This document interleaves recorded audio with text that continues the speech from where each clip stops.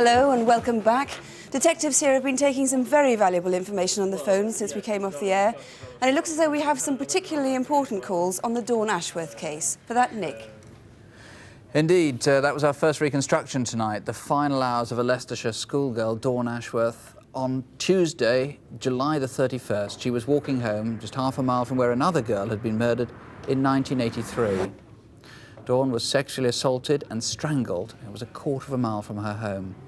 Now, soon after she was last seen alive, two motorists saw a blonde youth sprinting across Leicester Road.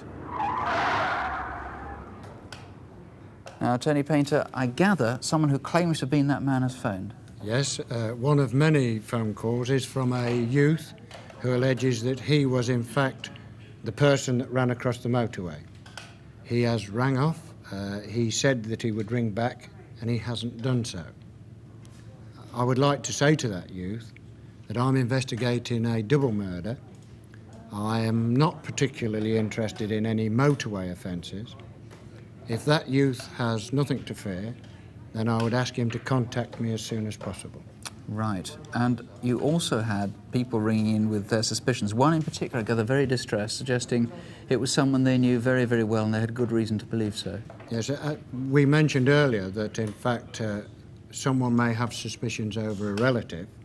It would appear that the caller has these suspicions, and before he could tell us all the story, he obviously became too distressed and rang off. I could only ask that person to consider what I said earlier and to ask him to contact me as soon as possible. He can call you here, of course, immediately, or he can call you at the incident room. Yes, the incident room number is 0533 482400. Right. Mr. Painter, thanks very much indeed. So, Well, next the case of the two con women who have walked away with more than £20,000. They've been calling at pensioners' homes, posing as DHSS officials, and persuading them to hand over their pension books on the promise of an increase in heating allowance. Thanks very much. I'll take this down to the office. You should get it back tomorrow, but anyhow, Wednesday at the latest. Well, Detective Sergeant Don Bond, you've just told me you've had an overwhelming response and some particular news. Yes, we've had a fantastic number of replies, almost 100 calls to this extension alone.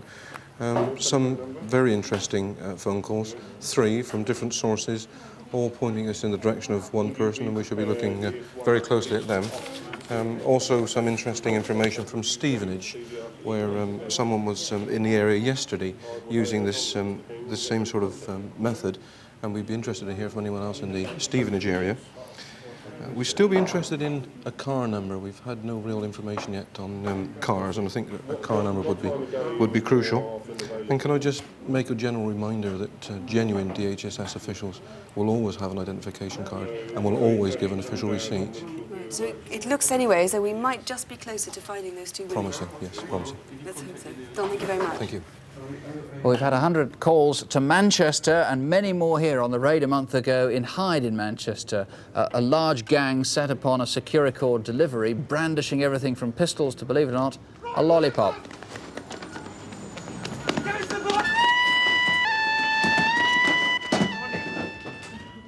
One of those guards was quite badly hurt. There's been another raid subsequently. You've had a large number of calls. How good is the evidence you've been getting? We're very pleased with the calls up to now. We've had well over 150 calls, actually.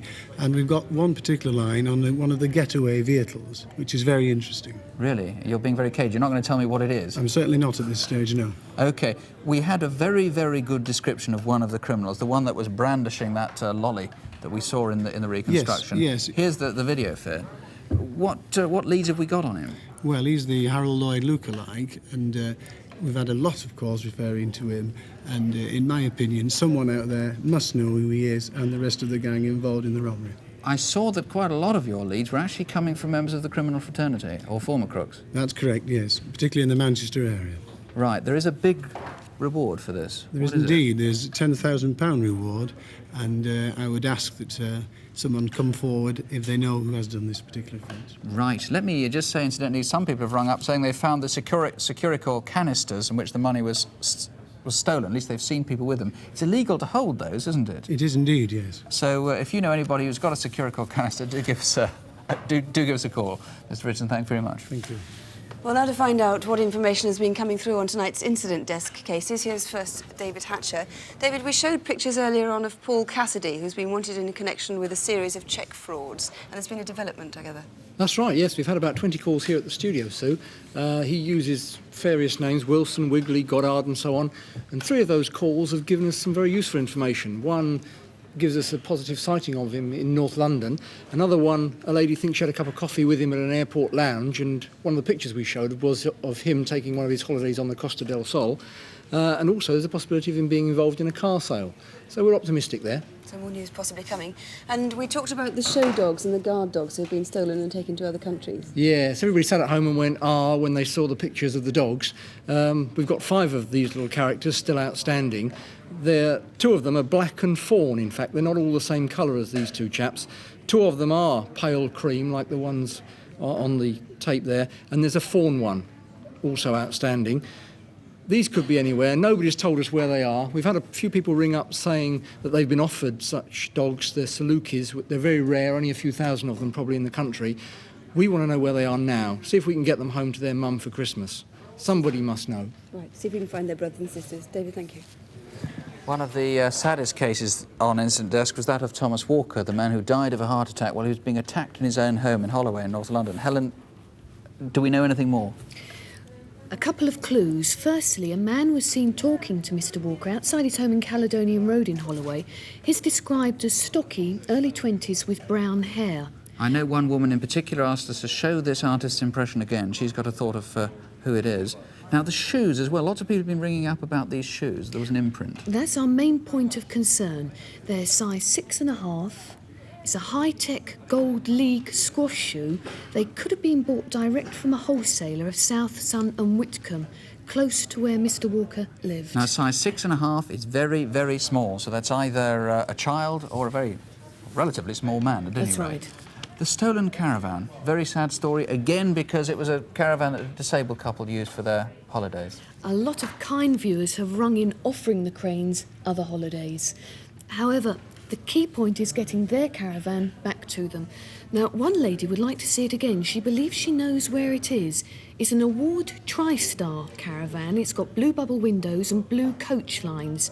It has been specially adapted. It's got a 3-foot wide door, and inside it's been made for use of someone in a wheelchair. Let's see if we can find that one.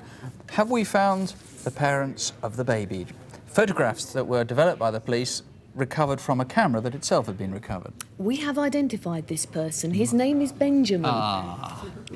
And his grandfather took the snaps of Benjamin and his father some time ago with a Pentax camera. That camera was stolen in a burglary 5 or 6 weeks ago in Cheadle, Greater Manchester. Gosh, I bet Grandad must have been surprised when grandson comes up on the screen.